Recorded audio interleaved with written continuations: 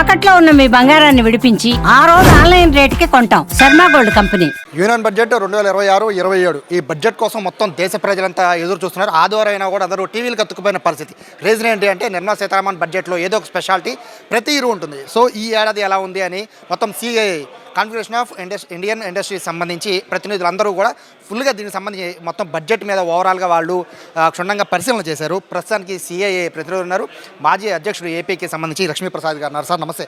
ప్రతి బడ్జెట్ మిమ్మల్ని అడగడం కామన్ అయిపోతుంది. మిడిల్ క్లాస్కి ఏమన్నా నిర్మలా సీతారామన్ గారు దయతలిచారా అనేది. సో మీరేం గమనించారు? మిడిల్ క్లాస్ అంటే ప్రత్యేకంగా ఈసారి ఏం చూపించారంటే విలేజ్ ఇండస్ట్రీస్ మన పల్లెల్లో ఉండే వాళ్ళందరికీ ఎంప్లాయ్మెంట్ గ్యారంటీ రావాలి అని చెప్పేసి ఖచ్చితంగా మోటివేషన్ ఇవ్వాలి అని చెప్పేసి ఖచ్చితంగా పల్లెల్లో ఏం పండించగలుగుతారు అవన్నీ కూడా హై వాల్యూ క్రాప్స్ పండించండి, మీకు కంపల్సరీగా ఎక్స్పోర్ట్ ఇన్సెంటివ్స్ ఇస్తామని చెప్పారు. తర్వాత ప్రతి ఇంటి నుంచి ఒక ఇండస్ట్రీ ఒక పరిశ్రమ రావాలి అని మోడీ గారు ముందు చెప్పారు. ఆ విధంగా కూడా ఇది ఉంది. తర్వాత సెల్ఫ్ రిలయన్స్ అని చెప్పారు. మనకి ఆత్మనిర్భర్ భారత్ అని సెల్ఫ్ రిలయన్స్ అని అన్నాం కదా, దానికి ఆయన 5 సంవత్సరాల క్రితం చెప్పింది ఇప్పుడు నిజమని అనిపిస్తూ ఉంది. ఇప్పుడు స్లోగా ఒక్కొక్కటి ఇప్పుడు బయోగ్యాస్ అంటే ఒకసారి చాలా పెద్ద ఇది. ఇప్పుడు గడ్డి నుంచి కూడా గ్యాస్ తీయచ్చు. పచ్చగడ్డి రోడ్డు మీద పక్కన పెరుగుతుంది కూడా గ్యాస్ తీయమని చెప్పేసి ఆ టెక్నాలజీ ఇస్తున్నారు.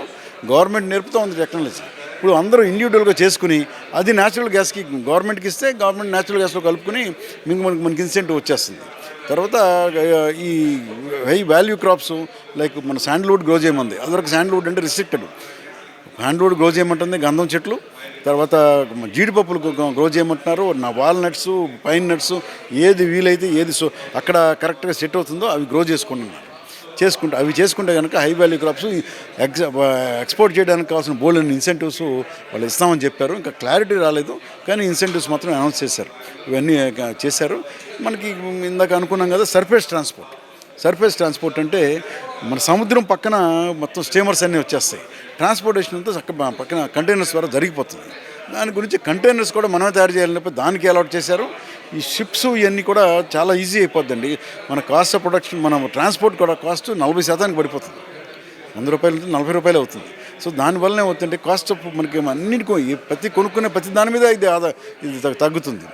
యాక్చువల్గా సార్ మీరంటే ఇండస్ట్రియలిస్ట్ కాబట్టి మీరు ట్యాక్స్లు అవన్నీ చూస్తారు. బట్ మాలాంటి వాళ్ళు ఏం చూస్తాం, విద్య, వైద్యం, వ్యవసాయం, రోడ్లు, రవాణా ఇటువంటి వాటి మీద ఎక్కువ దృష్టి పెడుతూ ఉంటాం సార్. సో మీరు అబ్జర్వ్ చేశారా అంటే విద్య, వైద్యం, వ్యవసాయం ఈ 3 చాలా కీలకమైనవి. దీని మీద ఏం చెప్పారు?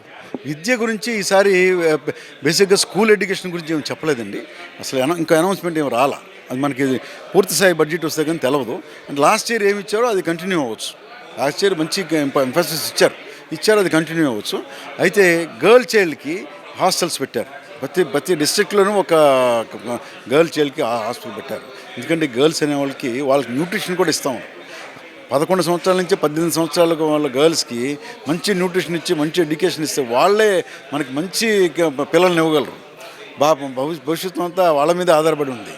కాబట్టి గర్ల్ చైల్డ్ హాస్టల్స్ వాళ్ళకి సెక్యూరిటీ, వాళ్ళ డెవలప్మెంట్ మీద ఆధారపడితే చాలా బాగుంటుంది. కర్ణాటకలో ఇదే రకంగా కాన్సన్ట్రేట్ చేశారండి. ప్రతి ఇంటికి ఒక ఆవునిచ్చారు. ప్రతి ఇంటికి వద్దన్నా కూడా బలవంతం చేసి ఆవునిచ్చారు.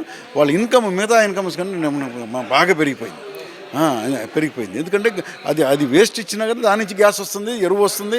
అది పాలిస్తేనేమో పిల్లలు తాగుతారు, లేదా పాల కేంద్రానికి పోస్తారు. ఇన్కమ్ పెరిగిపోతుంది అంతే.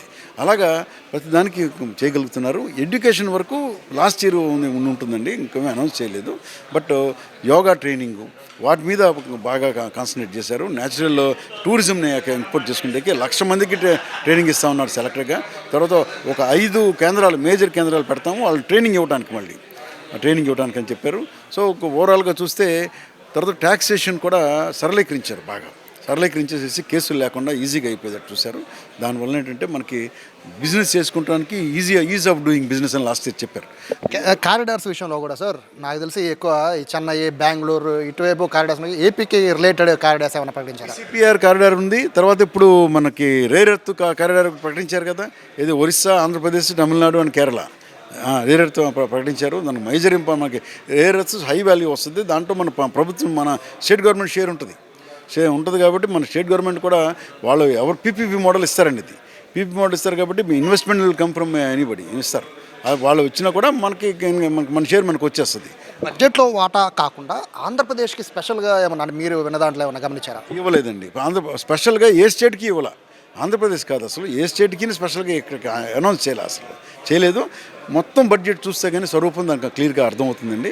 మనకేంటంటే యోగా కేంద్రాలు ఇవన్నీ కూడా కాన్సన్ట్రేట్ చేశారు. వాల్యూ అగ్రికల్చర్గా ఈ హై వాల్యూ ప్రొడక్ట్స్ ప్రొడ్యూస్ చేయగలిగిన స్టేట్ మనది కాబట్టి మనకి బాగా ఊతం వస్తుందని అనుకుంటా ఉన్నాం. ప్రతి ఏడాది మీ నుంచి ఒక లాస్ట్ డైలాగ్ ఒకటి ఉంటాం సార్, బడ్జెట్ చాలా బాగుంది అని. బట్ ఈ ఏడాది కూడా సేమ్ అదే ఉంటుందా లేదా ఏమైనా మారుతుందా? బడ్జెట్ ఏం చేశారంటే ఒక అభినందించాల్సిన విషయం ఒకటేంటంటే లాస్ట్ ఇయర్ ఏమి ఒప్పుకున్నారో అది చేశారు. ఫిజికల్ బడ్జెట్ తగ్గిస్తాం అంటే అప్పు తగ్గిస్తామని చెప్పారండి. అప్పు తగ్గించగలిగారు. యాక్చువల్గా 11% బయట నుంచి తీసుకొస్తున్నారు. అదివరకు ఇంక ఎక్కువ తెచ్చేవాళ్ళు, ఇప్పుడు తగ్గిపోయింది, అప్పులు తగ్గిపోయినాయి. సో అంటే సెల్ఫ్ రిలయన్స్ పెరిగినట్టేగా, అంతవరకు చెప్పగలం. సార్ ఈ లాస్ట్ మన పర్ఫార్మెన్స్ అంటారా, ఇండస్ట్రీలు ఎన్పిఎల్ తగ్గిపోయినాయి అంటే నిలబడుతున్నారని అర్థం. సో ది ఇన్ఫ్లుయెన్స్ అనేది ఒక సంవత్సరం చెప్పింది ఆవిడ చెప్తా ఉంది. 5 సంవత్సరాల క్రితం నేను ప్రామిస్ చేశాను, 5 సంవత్సరాల క్రితం ప్రామిస్ చేసింది ఇప్పుడు మేము చూపిస్తున్నాను. ఫిజికల్ బడ్జెట్ 4.1 కంటే మేము తక్కువ తీసుకొచ్చేయగలిగాను, నేను తీసుకొస్తానని చెప్పాను, మీకు చూపించానని చెప్పింది. మీకు సంబంధించిన క్వశ్చన్ అడగడం మర్చిపోయాను సార్. యాక్చువల్గా మీరు బాగుంటే ఉద్యోగాలు వస్తే, పరిశ్రమలు బాగుంటేనే చుట్టుపక్కల అందరూ బాగుంటారు. మీ అంటే పరిశ్రమలకు సంబంధించి ఏం చెప్పారండి? మీకు ఉపయోగపడే విధంగా ఉందా లేదా? డైరెక్ట్గా చెప్పలేదు, కానీ ఇప్పుడు మాకు cost of production of electricity తగ్గేదట్టు ఉంది. ఎలక్ట్రిసిటీ తగ్గేదట్టు ఉంది కాబట్టి ఎలక్ట్రిసిటీ తగ్గితే మాకు మేజర్ ఇన్కమ్, మాకు ఒక మేజర్ ఇంపాక్ట్ మాకు 20% పైన ఎలక్ట్రిసిటీయే. ఆ ఎలక్ట్రిసిటీ తగ్గిపోయింది అనుకోండి, కాస్ట్ ఆఫ్ ప్రొడక్షన్ తగ్గిపోద్ది. మనం మిగతా స్టేట్స్ కానివ్వండి, ఇంకో ఎక్స్పోర్ట్ చేయడానికి కానీ చాలా సరళంగా ఈజీ అయిపోతుంది. కాబట్టి మన ఇన్కమ్ పెరుగుతుంది, మన ఎంప్లాయ్మెంట్ పెరుగుతాం, ఎక్స్పాన్షన్లో ఉంటాం. రియల్గా చెప్పాలంటే మరి మేము ఎక్స్పాన్షన్లో ఉన్నామంటే వ్యాపారం బాగున్నట్టే. కాబట్టి ఎంప్లాయ్మెంట్ పెరుగుతుంది, జనం తీసుకుంటున్నాం. ఇది గుడ్ అండి. స్కిల్ డెవలప్మెంట్ ఒకటి చేయాలి అంతే. సో ఇది చెప్తున్నారు. ప్రస్తుతానికి అయితే బడ్జెట్ ఆశాజనకంగానే ఉంది అని చెప్తున్నారు. దీంతో పాటు ఏదైతే ఈ ట్యాక్స్ ఎగ్జామ్షన్ గతంలో ఇచ్చినట్టు కాకుండా ఇప్పుడు వ్యాపారులకు ఉపయోగపడే విధంగా కూడా ఈ కరెంటుకి సంబంధించి వాళ్ళకు కూడా విద్యుత్ సంబంధించింది కూడా వాళ్ళకు ఉపయోగపడే విధంగా కూడా బడ్జెట్లో చెప్తారని దీంతో పాటు ముఖ్యంగా ఈ కారిడార్స్ విషయంలో కూడా బిగ్ అనౌన్స్మెంట్ చేశారు. అలాగే ఇప్పుడు మొత్తం ఈ రహదారులే కాకుండా విద్య, వైద్యం, వ్యవసాయం పైన కూడా చాలా అద్భుతంగానే ఈ బడ్జెట్లో కేటాయింపులు జరిగాయనేది లక్ష్మీప్రసాద్ గారు చెప్తున్నారు. కెమెరా పర్సన్ వినయ్తో సాయి, సుమన్ టీవీ, విజయవాడ నుంచి.